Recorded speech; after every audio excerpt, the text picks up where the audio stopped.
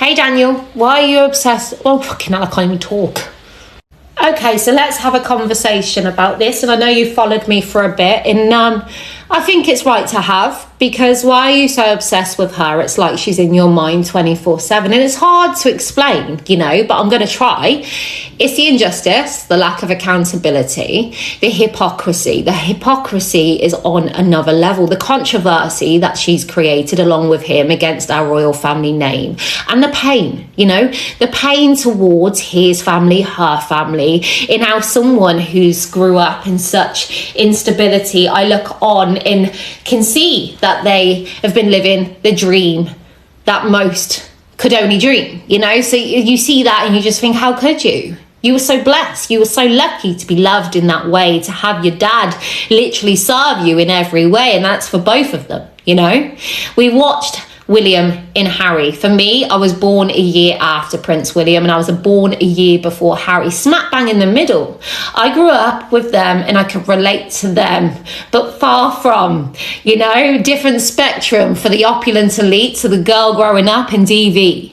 But we were stood on the same land in which their queen, our queen, their gran, would lead. Every time the royal family stepped up when they were growing up, when I was young, we would be there to celebrate a christening or a wedding or have a moment's silence to remember them, which will be ending up with a bang of a drum as we all come together, not only them with their family, but us with our family also.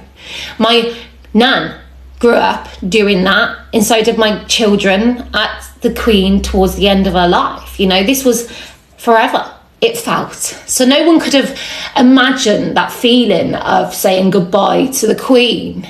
But simultaneously, alongside that, we watched Harry and Meghan hurting them to such extreme, berating the 70 years she gave and placing a cloud over the UK in a game of race. It's been hard to watch on, but for me, during the aftermath, I understand that someone can come into your life and undo the good that you had. Like Harry said, he didn't realize the problem until he met Meg.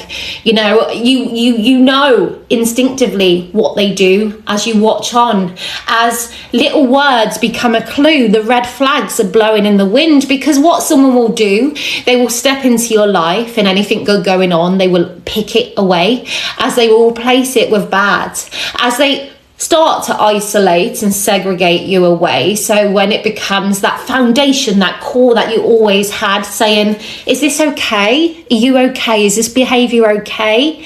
It then instinctively becomes a slur against your partner's name. So you have to defend, you have to protect, you have to come against. And that's what I've seen, And slowly you've watched him reduced to half the man, or not even half at this point in time, just H, a lowercase letter of H. She becomes Meghan Sussex in every way.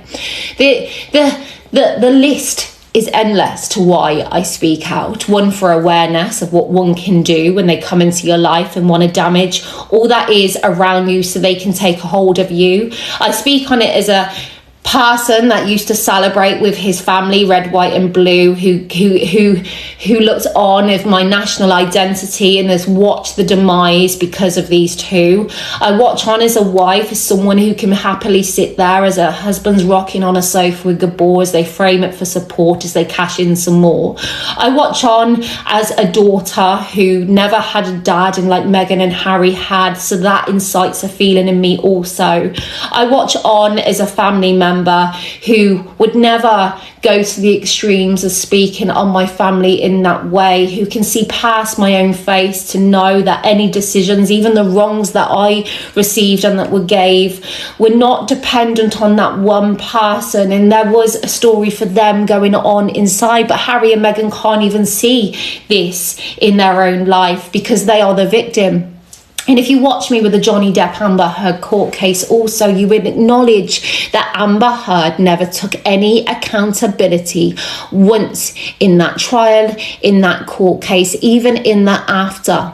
And for me, balance will speak of someone who can acknowledge and reflect on themselves in what they brought to the table in this, what they could have done better. But again, with Harry and Meghan, we see no accountability, we see no justice given. And that's why I speak like I do, knowing also that many will feel like me too. So I'm also given a bit of validation as I speak the words that they feel also, because you can't escape the reality as Harry and Meghan continue the longevity of the hypocrisy as they cash in on the titles they treat so entitled that they told the world hurt them so bad. Whilst we now watch two fathers getting older and weaker, a bit like the Queen did, and we know history is going to repeat itself and it's going to go on a loop as they cash in on their family. And is it really the free that I believe that Harry sought when he met Meghan? No, I do not believe, And I speak about celebrity, especially a celebrity that will stand in front of me on the main stage and play victim. Because in the community that I speak on, there are many victims, survivors. But those victims and survivors have been stripped back so bad, they won't even acknowledge the bad that they had. And we see Harry and Meghan in how they bask.